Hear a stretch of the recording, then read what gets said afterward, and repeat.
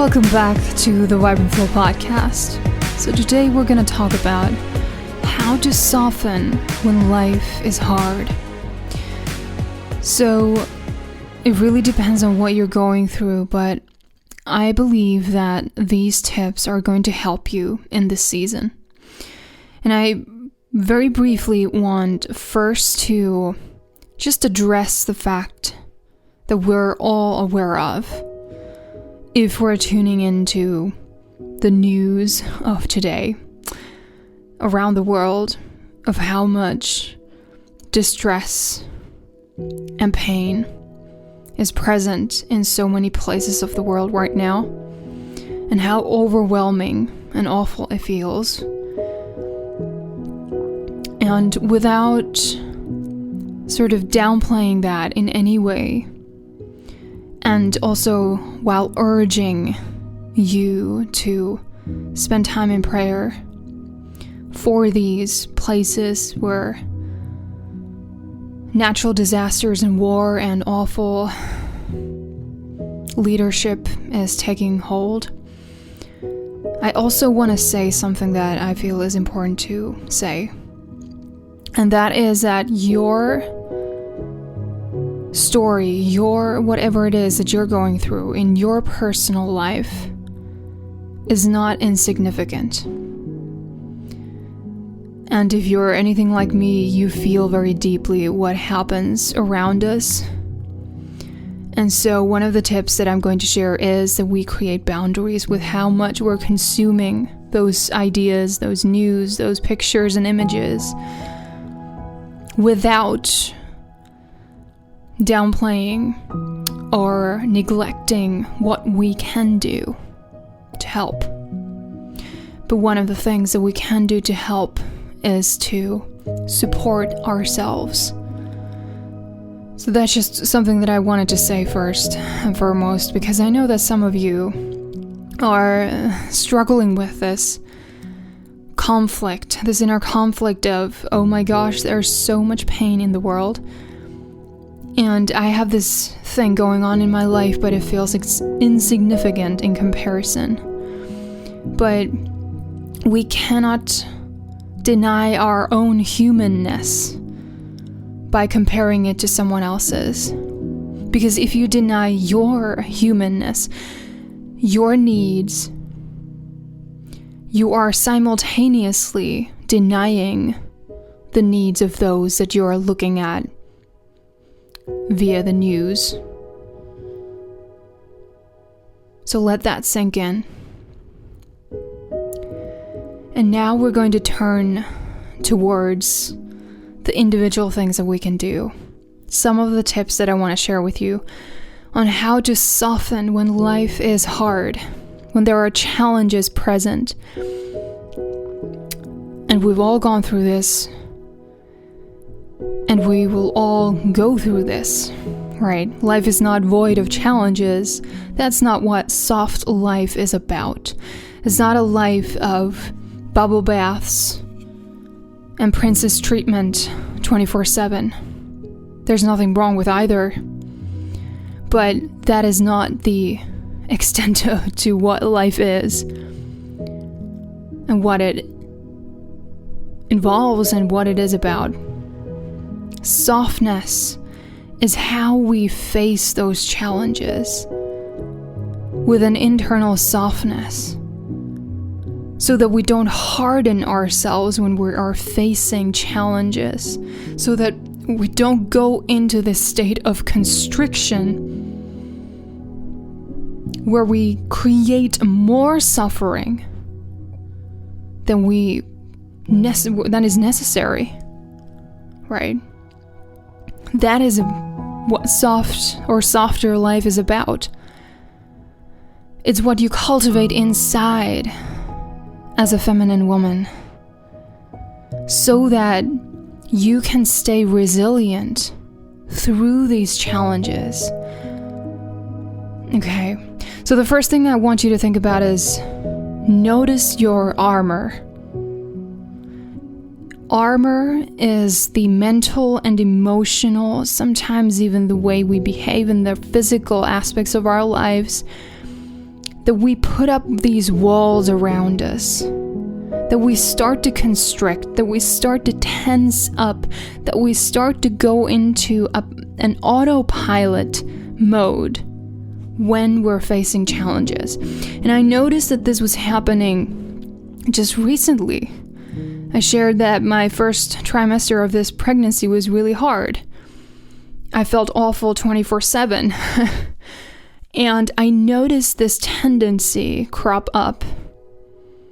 I noticed my old people-pleasing tendencies also crop up, like I had needed to explain why I wasn't able to produce or be all the things that I'm accustomed to being while I was sick most of the time. So noticing your armor is bringing awareness to that. What is actually happening, so that we don't get sucked into the autopilot mode of pushing away the support that is still available to us, even if we feel like nothing can help me right now. And boy, I know how that feels. But it's not actually true. So I want you to think and see and observe yourself from this presence, this embodied presence that you hopefully are cultivating and developing on a daily basis. Am I escaping to my mind and its stories when things are tough, when things are hard, when there seems to be lack of something, lack of health, lack of finances, lack of resources, or lack of safety? Am I escaping to the mind? And it's so easy to do this, right? I know that you know how it feels when you sort of tense up, lock up the body, and you try to figure things out. You go into anxious action and numbing patterns to escape the pain, to escape the challenge that you're called to face in this season that feels really uncomfortable. But these are not helping us, and they certainly don't allow us to soften so that we can receive what is the fruit, what is the treasure, and the miracle in that very season. So notice if you're going into anxious action, into numbing habits, scrolling, trying to figure things out from this fretful, anxious place, and being in your head and your stories all the time. Being in this autopilot, I need to survive, because then you don't have space to receive. And that is exactly what we want to create, even in small ways. So notice your armor. Can you soften even with that observation in those moments and choose differently? Make a conscious choice in those moments when you notice it's happening to do the opposite, to open up, to soften, to go into prayer, to journal, to talk to someone. Second point, create spaciousness. So what do I mean with creating more spaciousness? So I've talked about this a lot. If we want to receive more, if we want to occupy the feminine pole and polarity of magnetism, of this beautiful dance between the masculine and the feminine, we need to create spaciousness. And again, if you are armoring up and you're escaping to the mind, you are in constant anxious action and numbing habits in that autopilot mode, that is exactly what is hindering you from creating spaciousness. So when you are facing challenges, and this was something that I said during those weeks and the 2 months that I was feeling ill every second of every day, that I felt like I was being completely stripped of any unessentials, because I needed to pray all the time. I needed to go for these prayer walks. I needed to talk to a friend over on the phone almost every day to get myself, grounded so that I can create that spaciousness to receive what I needed in those moments. And it was very, very different from what I needed a month or two before or prior in a very different season. So this is about going from resistance to allowing. Notice what you're resisting. When we feel pain, right, we sort of, even physically, we want to constrict and be like, grit your teeth or try to push with holding your breath. But that doesn't help.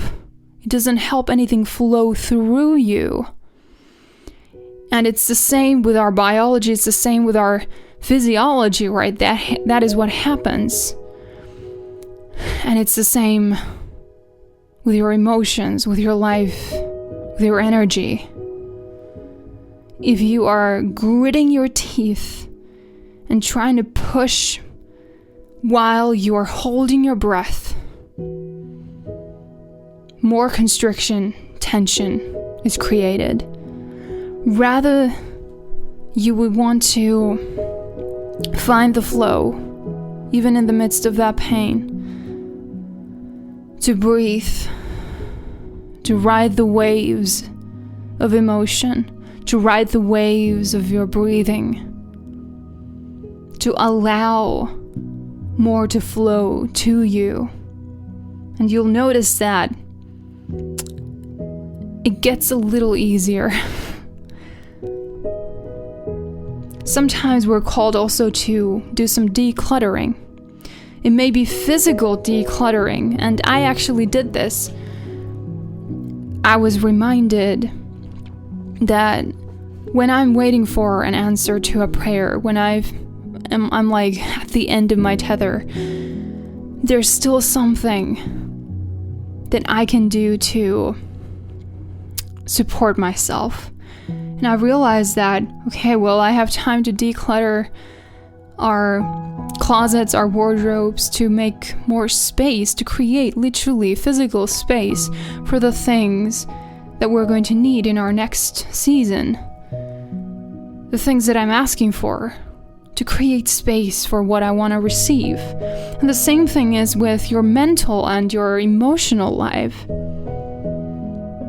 And this is, again, where I want to impress the point about creating boundaries. Boundaries are like the masculine in your life. And if you disrespect your boundaries, you're disrespecting the masculine, and it cannot protect you. It cannot provide you what you need. So look and watch what you're consuming and what you're watching, what you're listening to. You need boundaries around that. Okay?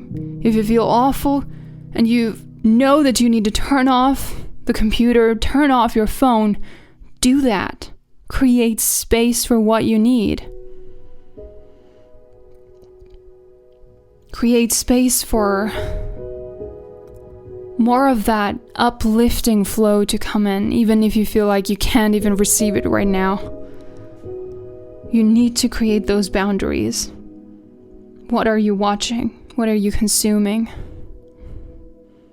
What kinds of thoughts are you entertaining on a moment-to-moment basis? You need to create boundaries there too. And this way you practice polarity in your life. Practice being in that dance with the masculine.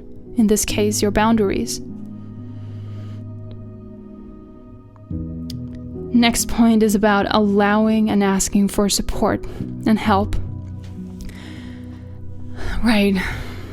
It's always so hard, isn't it? And I don't even want to say that it's hard, because it shouldn't be.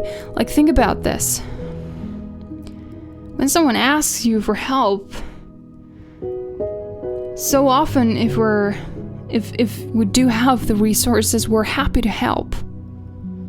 Like, it gives us pleasure, it gives us a meaning or a sense of importance that we can be of service to someone else, that we were on their mind, that we can do something for someone else.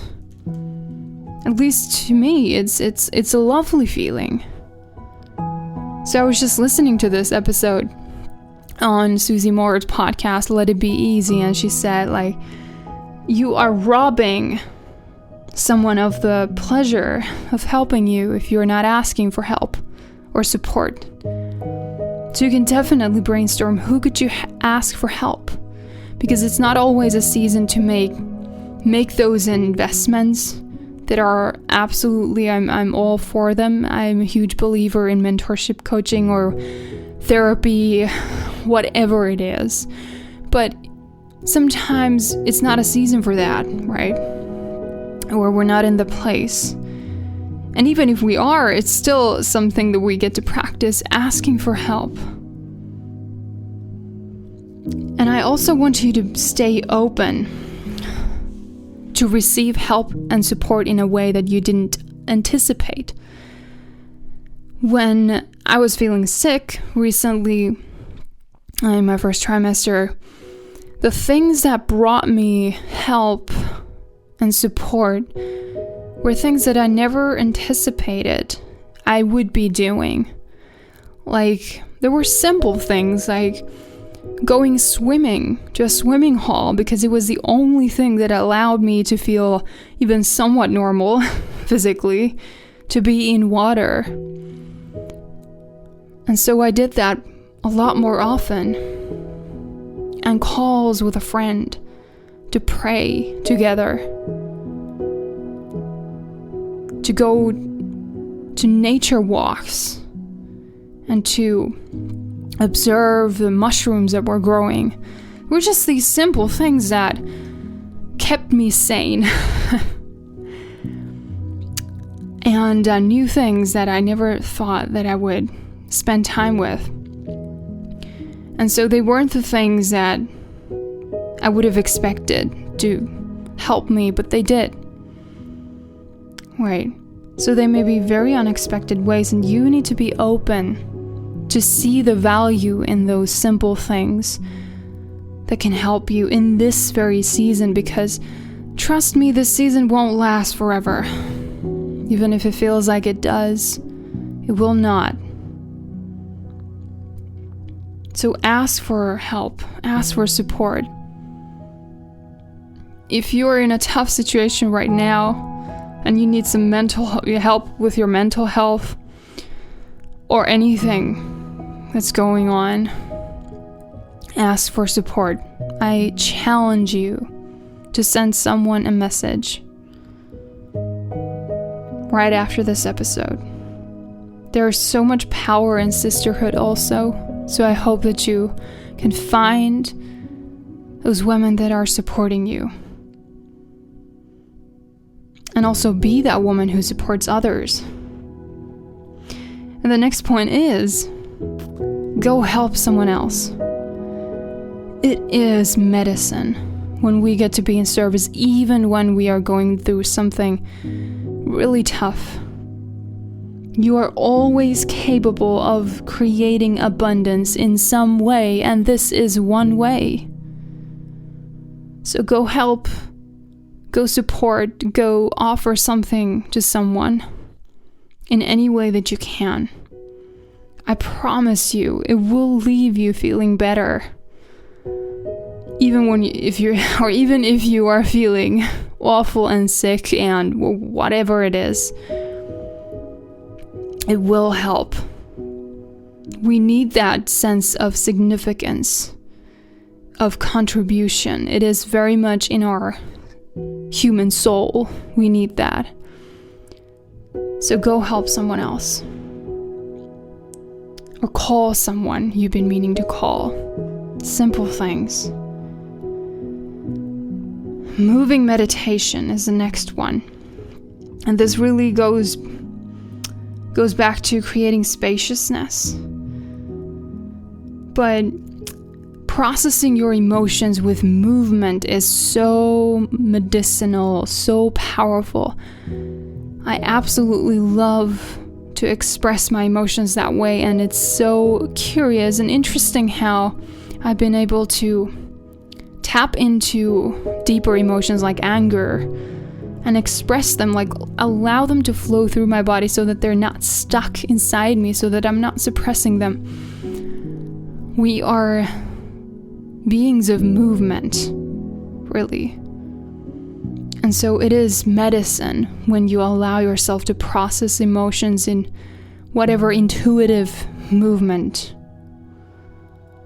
that you want to use. Dance, stomp, shake, use music, sound. Allow yourself to express what you're going through. Don't suppress. Journal. Use movement. Talk to someone. Spend time in prayer. And the last one I want to share is something that I learned from Gina DeVee. She said, and she has this sentence, I would say, a phrase that I took with me, and it helped me so much. To not go into anxious action while I still want to move forward, even in the midst of challenges.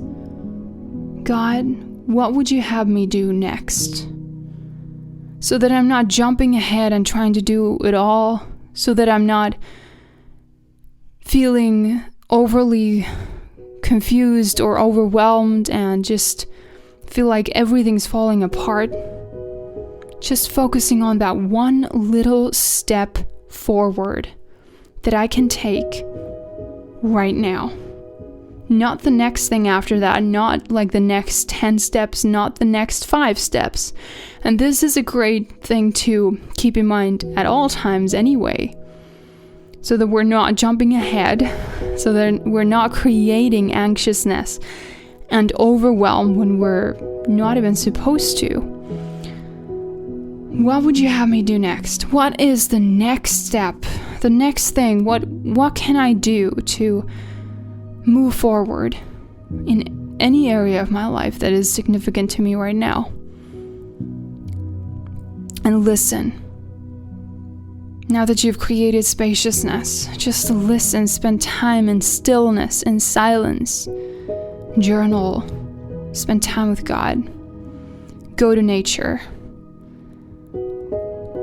And you'll have your answer, okay? That slight nudge, it might be a really small indicator, this feeling that you could do something. And it might be a really small thing, it might feel insignificant, but it's actually not, if you stay faithful, okay? So just the one next step. And this will help keep overwhelm at bay. Whatever it is that you are wanting to move forward with and move to a different reality. You don't want to be thinking about the next 20 steps, the next 20 years, the next 20 things that you need to do, but just the one. Okay, before we go, I want to remind you that this season that you're in, if it feels challenging, if it feels hard, remember that it is not insignificant. It's not a sign of failure. It's not a sign of things going wrong, essentially. We all go through these seasons. We are cyclical beings in so many ways. And your task and the gift that you get to give yourself is to learn how to soften in this season, so that then it will be easier when things are easier in life. To be that softer woman, to have a softer life. Like I said in the beginning, it's not about a life of everything going according to plan, everything being perfect. It is about softening in the midst of those things that feel challenging, so that we can be resilient, like a tree that is bending, that has deep roots. And you're cultivating those deep, strong roots and that flexibility. And so it is a gift. And there is a treasure in the changed circumstances, even if you don't see it right now. So you can ask, What is my divine task, my calling in this season? And you'll be surprised that it actually serves your purpose in a bigger way than you could have imagined or anticipated. So take a deep breath in and sigh it out through the mouth. One more time, in through the nose, and sigh it out through the mouth. Drop into the body whenever you are escaping into the mind.